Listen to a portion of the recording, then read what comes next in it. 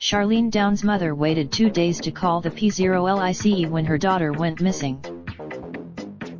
The disappearance of Charlene Downes, who is believed to have been murdered, has been chronicled in a hard-hitting 3-part documentary, which tonight focuses on the schoolgirl's troubled home life. The murder of Charlene Downes looks into circumstances surrounding the disappearance of 14-year-old Charlene Downes in November 2003 in Blackpool, who is believed fell victim to a child sex trafficking ring operating in Blackpool.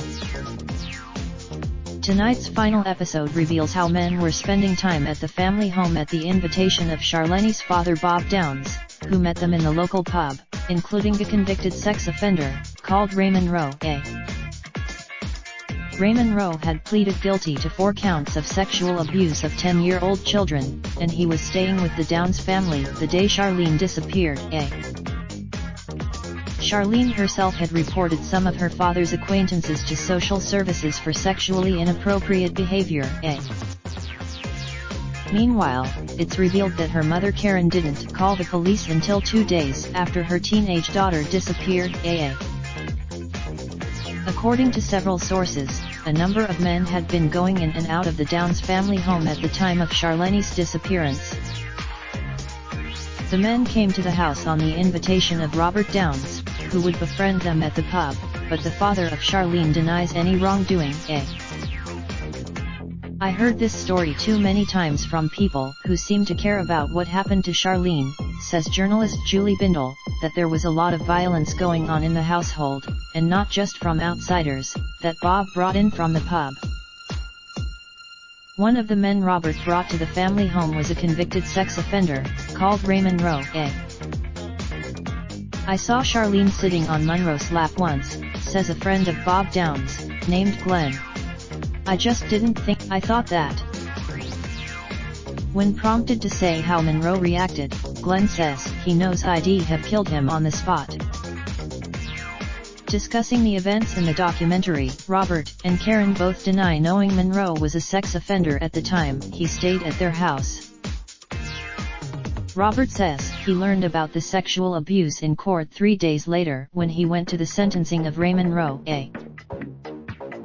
I didn't know at the time, otherwise I would have never have had him in the house, Karen says.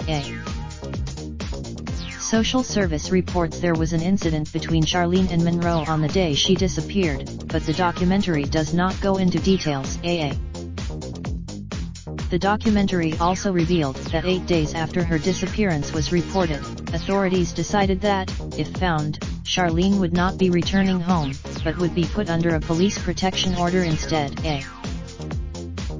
Charlene Downes, 14, had been a victim of child sex gangs in Blackpool, many of them centered on takeaway restaurants.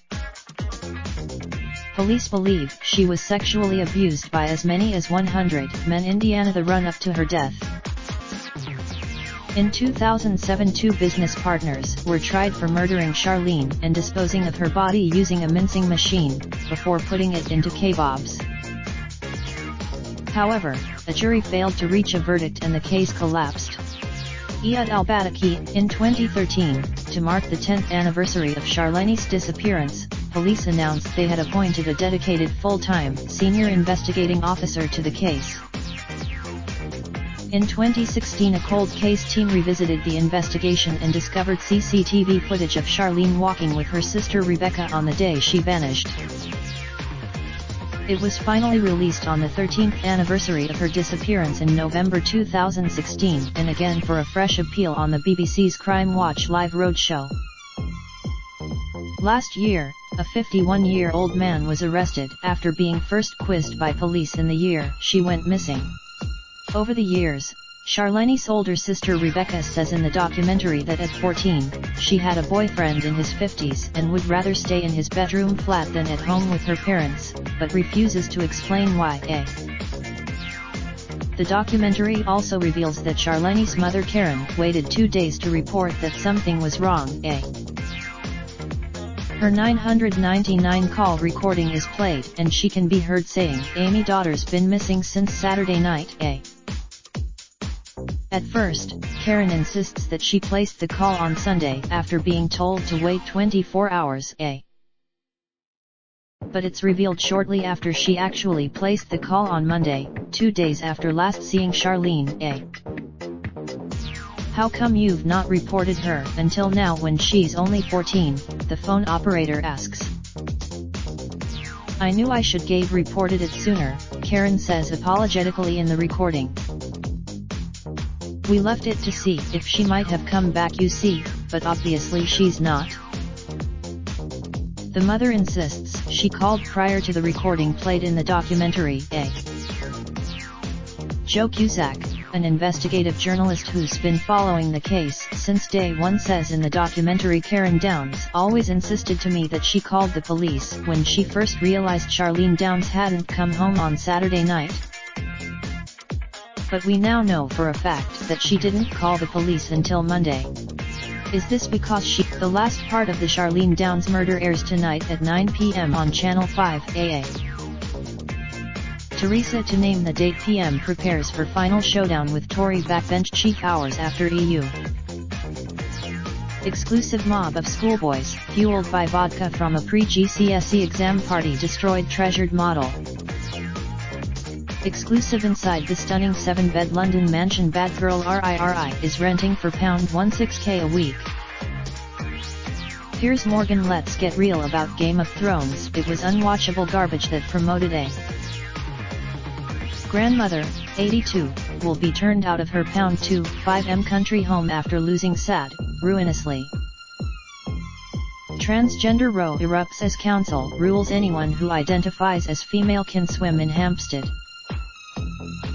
He gave me the finger, got a milkshake and threw it on me. Yob pelts army veteran as he campaigns.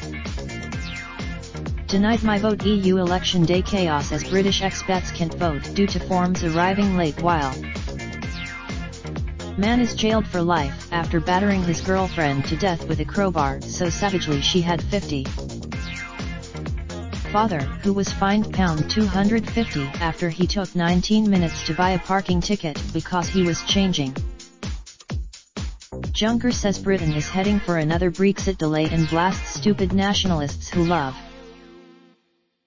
Swedish couple who raised their baby as a vegan are jailed for 3 months after the 18-month-old. Heartbroken pupils reveal harrowing final moments of boy, 11, who died after falling from climbing. Farage on course to thrash Tories as Euro election polls close and Boris could be heading to NO10. Family of 4 shun the rat race to live off-grid in a gypsy caravan with no TV, fridge, mains. Jeremy Corbyn tells supporters to get ready for a general election as May's government crumbles.